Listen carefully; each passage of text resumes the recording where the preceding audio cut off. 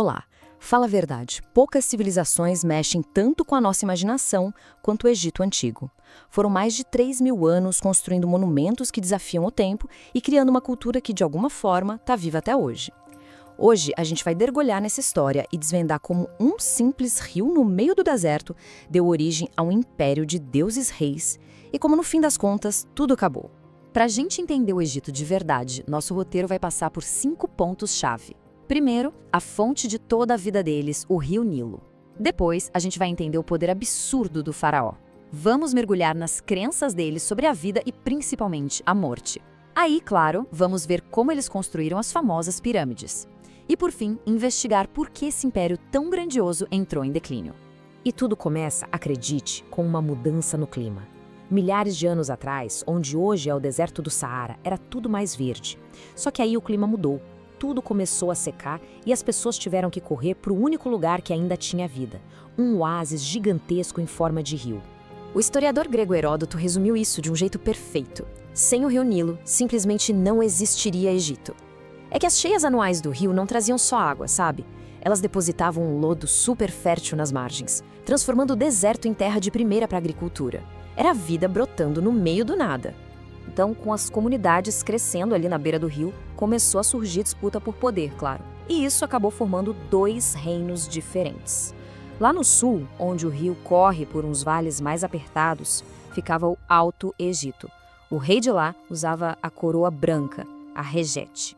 Já lá no norte, na região super fértil do delta do Nilo, onde o rio encontra o mar, ficava o Baixo Egito. O rei de lá usava a coroa vermelha, a Deshret. E essa tensão, essa briga entre a coroa branca e a vermelha pelo controle do rio, foi o que deu o pontapé inicial para a história do Egito que a gente conhece. Até que por volta de 3100 a.C., tudo muda. Um rei do sul, chamado Menes, conquistou o norte e unificou tudo. Ele se tornou o primeiro faraó de um Egito só. E a sacada dele foi genial. Ele literalmente juntou as 2 coroas, a branca e a vermelha, criando um novo símbolo de poder que ia durar por milênios. E essa unificação não foi só política, não. Ela criou as bases para uma estrutura de poder que a gente nunca tinha visto antes, onde toda a autoridade, política, religiosa, militar, tudo, absolutamente tudo, vinha de uma pessoa só, o faraó.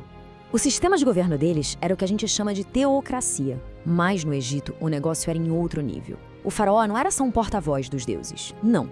Ele era considerado um deus vivo, aqui na Terra. A própria encarnação do deus Horus. O poder dele não era só político, era divino. Total. E claro que um poder tão absoluto assim se refletia na sociedade. Era uma pirâmide social super rígida. Lá no topo, intocável, o faraó. Logo abaixo, a elite, nobres e sacerdotes que administravam o reino para ele. Depois vinham os soldados, que defendiam o território, e os escribas, que anotavam tudo. E lá na base, segurando todo mundo, a maioria da população, os camponeses e os trabalhadores.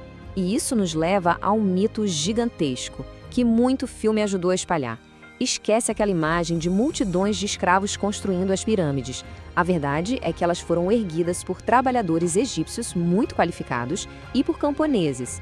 Eles faziam isso na época das cheias do Nilo, quando não dava para plantar, como uma espécie de imposto pago com o trabalho para o Estado. Ok, a gente já entendeu a política, o poder, mas e as pessoas?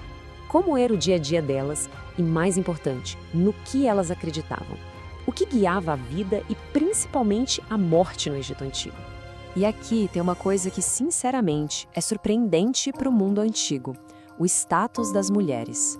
Diferente de quase todas as outras culturas da época, as mulheres egípcias podiam ter propriedades, podiam ter seus próprios negócios e podiam até pedir o divórcio. Elas tinham direitos legais, um papel importante na sociedade. Agora, o ponto central da cultura deles era a crença na vida após a morte. A ideia era a seguinte: para a alma continuar vivendo para sempre no além, o corpo físico precisava estar preservado aqui na Terra. E foi daí que surgiu a arte super sofisticada da mumificação. Era um processo complexo para garantir que a alma pudesse um dia se reunir com o corpo. E essa verdadeira obsessão pela vida eterna, claro, levou à criação das construções mais famosas e duradouras da história da humanidade. Mas as pirâmides não nasceram prontas, com aquela forma perfeita. Foi uma evolução. Tudo começou com a mastaba. Era um túmulo grandão, retangular, que parecia um banco, construído para proteger o corpo dos primeiros faraós.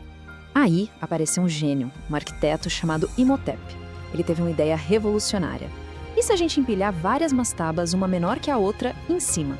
E pronto, nascia a pirâmide de degraus, o primeiro grande monumento de pedra do mundo. Depois disso, foi só uma questão de aperfeiçoar a técnica. Basicamente, os arquitetos começaram a preencher os degraus, deixando os lados lisos, e assim eles chegaram na forma geométrica perfeita da pirâmide, que aponta direto para o céu. A escala desses projetos é uma coisa de louco. Pensa só, a grande pirâmide de Gizé, sozinha, tem mais de 2 milhões de blocos de pedra. Alguns pesando mesmo que um tanque de guerra. É um feito de engenharia e logística que a gente admira até hoje. Mas a gente sabe, né? Nenhum grande império, nenhuma era de ouro dura para sempre. E com o Egito, a história não foi diferente. A queda do Egito foi um processo lento. Começou com brigas internas pelo poder que enfraqueceram os faraós, mas o golpe final veio de fora. Foi uma onda de invasores. Primeiro os Hicsos, depois os assírios, aí os persas. Mais tarde chegou Alexandre o Grande e começou o domínio grego, que terminou com a famosa Cleópatra. A morte dela, em 30 a.C., foi o ponto final. O Egito virou só mais uma província do Império Romano. Isso tudo deixa uma pergunta no ar. O Império caiu, os corpos mumificados viraram pó, mas será que a busca dos egípcios pela eternidade falhou? Eu acho que não. Porque olha só, estamos aqui, milênios depois, falando o nome deles, estudando o mundo deles, maravilhados com o que eles construíram. De certa forma, eles conseguiram. O legado do Egito Antigo é gigante e ainda tem muito mistério para ser resolvido. Se essa viagem pela história despertou a curiosidade, não esquece de se inscrever no canal e deixar aquele like, que isso ajuda a gente demais a continuar explorando essas histórias fascinantes. Valeu e até a próxima!